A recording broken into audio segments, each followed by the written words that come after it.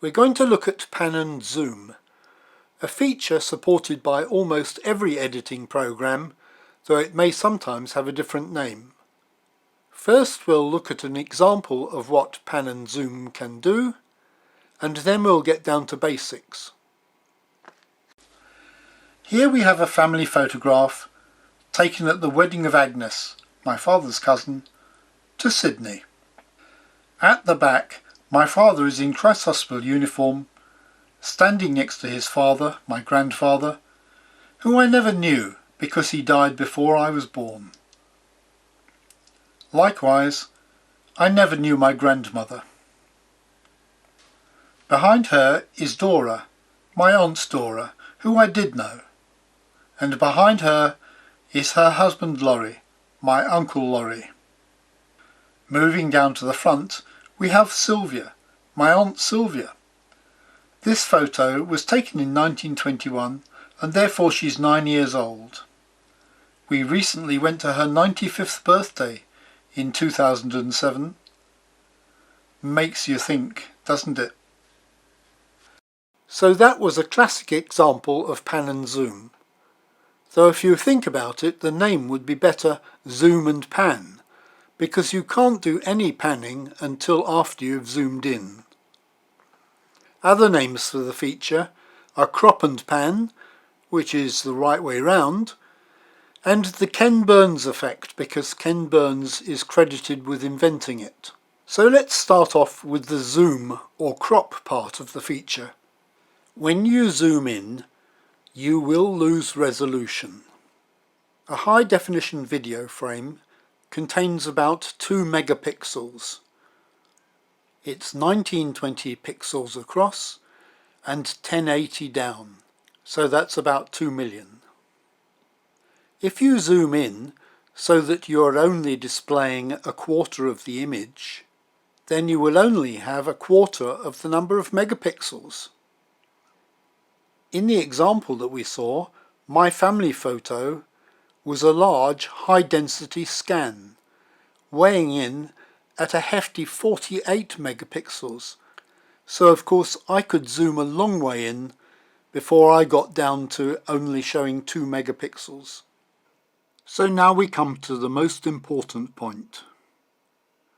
Both pan and zoom are animated, which means you can say when you want an action to start and finish, and you can also say how you want the picture to look at the start and the finish, and your computer will calculate everything in between. So first of all, you need to add the pan and zoom effect to your clip. Then, to say when you want the action to start and finish, you put markers on the timeline of the effect. These are technically known as keyframes. Note that these markers are not put on the main timeline of your whole film, but on the timeline which appears at the bottom of the pan zoom window when you add this effect to your clip. Now at each of these markers you can define the size of the window onto your picture, that's to say the amount of zooming you want, and also the center point for this window. If you're just zooming in, the center point will not change, but you could also choose to adjust the position of the window. So let's look in more detail at a simple zoom. You start with the full picture being shown, 1920 by 1080. So that's the marker that you put where you want to start the zoom. At the time that you want to finish the zoom, you put another marker, saying what size of window you want, and I've chosen here to zoom in halfway. And now the editor will smooth out the zoom. Just zooming in slowly and doing nothing else is by itself a useful feature, often called the Ken Burns effect. It can be used to create a sense of movement when a still image is shown between moving video clips, and you will often find it in TV adverts.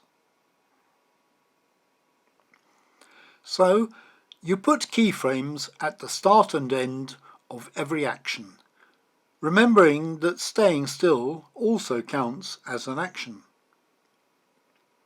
Of course, the end of one action is the beginning of the next, so a keyframe marks the point of change.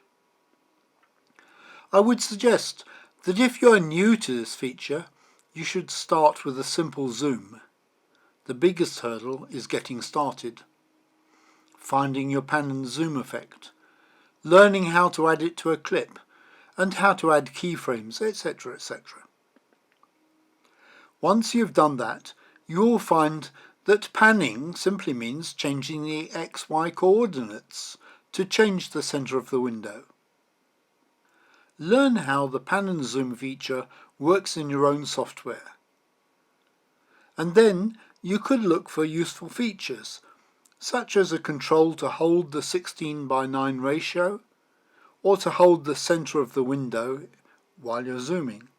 Anyway, do have a go, because once you've got started, things will get easier.